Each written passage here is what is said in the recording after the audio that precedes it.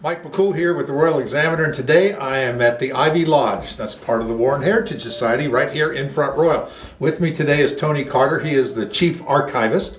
And also we have a special treat. We're going to talk about a new display that they have over here at the Ivy Lodge, and that is, what are we going to call this? Our restaurant history of, what's the name of it? What's the official name here? I think Tim has worked on some restaurants and stuff like that. Yeah, it's restaurants in our past. Yeah. So with us here is Tim Tewalt. Tim is the artist that drew these pictures, and if you've seen some of the things going around town, the National Media Services and the Royal Examiner produced and worked with Tim and produced this calendar of all the restaurants that have been in the town for many, many years. Some have been tore down, some have been renamed, some have been remodeled. And Tim here, one of our renowned local artists, has taken old postcards and things that we're going to show you here in a minute, and has created these drawings and has colorized them. They're just great. They're great. Brought back lots of memories. So I'm going to step out of the way. Tony is going to talk to Tim, and Tim, they're going to show you some of the pictures, and Mark here's with the camera. So we'll get it all together in just a minute. Tony, okay. You talk to Tim. Well, thank you very much, Mike. Yeah, I think that part of this thing is we're trying to highlight the local restaurants we have here now. And we're standing right now in the Ivy Lodge, which used to be the old Samuels Library. But we've got displays. Right now we're staying in the room with some of the old medical offices displays. We change the displays periodically. In the next room over, that's where we may have guest speakers to talk about different topics.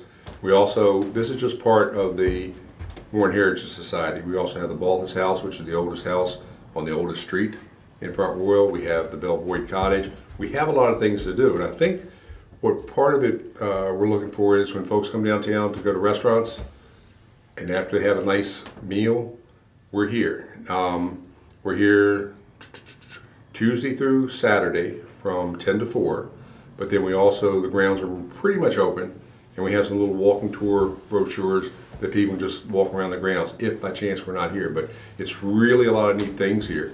And Tim, what do you have?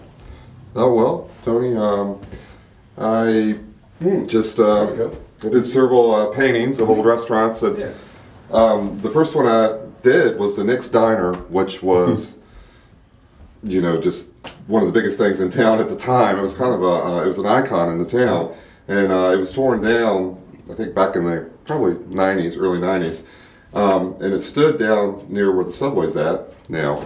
That was the first one I did, and I had Mike make some prints for me, and then we decided to do a calendar. So we needed 12 paintings for the calendar, so I went through and found several old photographs of restaurants that I remember from my childhood. The Comet, which unfortunately is where Jalisco's was. Jalisco's was just torn down. But we have the Comet, we have the Virginia Gentleman that used to be in town. We have the Donut Diner, which eventually converted over to the Fox Diner. That's where the Axe Throwing Company is at now, which is an all-new building. We have what the Apple House originally looked like back in the late 60s. We have one called the Mount Vista Diner, and that was actually where the Popeyes is now here in town. We have the Highway, which burned back in the 80s, I believe.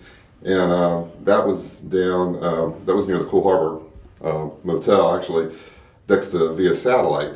We also have the Royal Dairy, which was just right down the street where the sushi restaurant is. The Belvoid Restaurant, which was going out towards Skyline Drive, I believe next to where the 7-Eleven's at. And then we have the Blue Ridge Restaurant, which is now an Italian restaurant. And we have the Skyline Restaurant, which is where Joe's Steakhouse is at now. So those were the 12 that I did. There's several others that I plan to do in the near future. I've been doing a lot of research in the archives. I found several photographs that I would like to try to do some artwork of. So I was asked to help get this display together, and it's been a lot of fun. It's been bringing back a lot of memories of Front Royal. That was something too. I know with Nick's Diner, and just doing some of the research, they had a guy came by like every year to paint it. And if you remember, it used to say T-bone 98 cents with meat $4.98. Right. And Yeah. then the donut dinette, they used to make their own donuts, and that's right around where I guess Luster's and Spelunkers is, the Apple House. I just happened to see George McIntyre, the current owner. They're celebrating their 60th year in business, which is really kind of cool.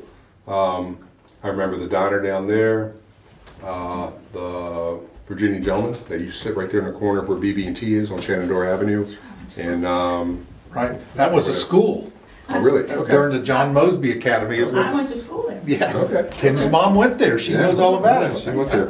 Tony, we do have several other little pictures here of other places that were in town. We have the old John Marshall restaurant that was out on John Marshall Highway. And Patsy Cline actually sang there when she was a teenager.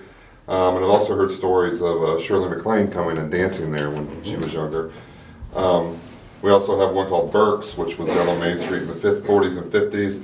We have the old Howard Johnson, which is where the Verizon is now.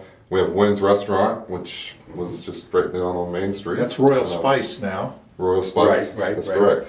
And then we have the Knotty Pine too. We have a couple of images of the Knotty Pine, and I have a postcard of the bar from there. And the back of that postcard said that Jimmy Dean said that was the roughest bar he'd ever been in back in the day. So You beat me to that. I was getting ready to say that. Oh, You I'm did so that. sorry. That's fine. Sorry, That's Tony. cool. Sorry. One thing about the Knotty Yeah. Pine, it looks the same today as it did It does. when we took that picture. Right? yeah, exactly. And then you got the Rural Dairy up there. Now, the Rural Dairy was originally a dairy, and my dad used to work there from late 50s to late 60s, and he was a milkman. Yeah. And that's when they had the milk in bottles, and you set them on the porch and take up the empty ones. And then the guy that ran that, I think the guy that ran that was basically Murphy Mabry. And then who was the Dr. Lynn?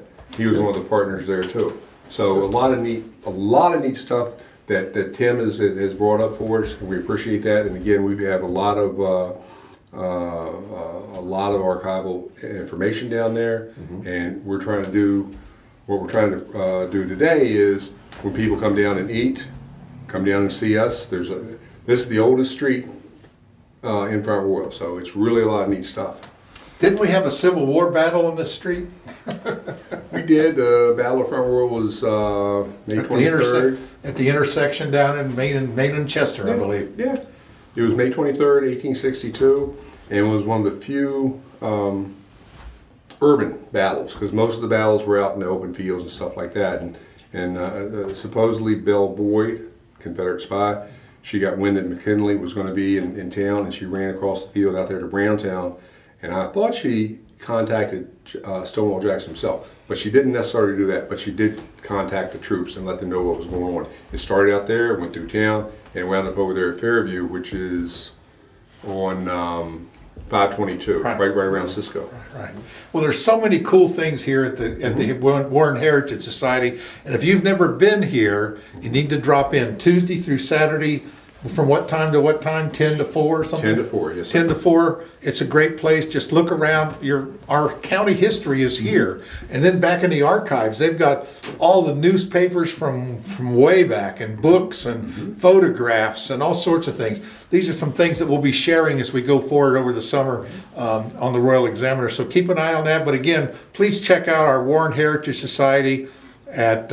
what's the address? Yeah, it's just on Chester Street. You can't miss it. A big old white houses. We're 101 Chester Street. Did anybody even use Where that this place address? is. Well, I don't know. And then, They just put Warren Heritage Society, Front Royal. You can't miss it on Chester Street. Right next to the Confederate Museum. That's right. It's another cool place to Yeah, go it is. into. It is. See Dewey Vaughn and over there, and he's got all sorts of cool things that are really interesting. And you want to know about the Civil War happened in our area, just talk to Dewey Vaughn. I mean, Yeah. he is an oral historian, so it's just a great thing.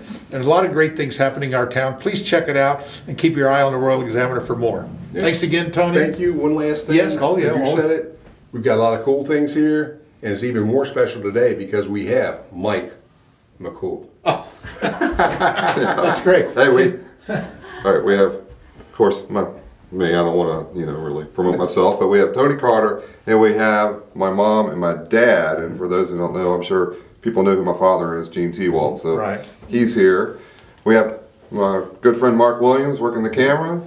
And let's not forget about Melanie. And we have we tried. we have Melanie, who yeah, She's camera shy, but Melanie Gregory is the director here at the society, and she does a lot of great work. There's so many cool displays. Oh, yeah. But come on, drop in, check it out, and there's no cost, but a little donation wouldn't hurt. And Melanie does a great job. Did I say that the way you told me to? Yeah. So, Exactly.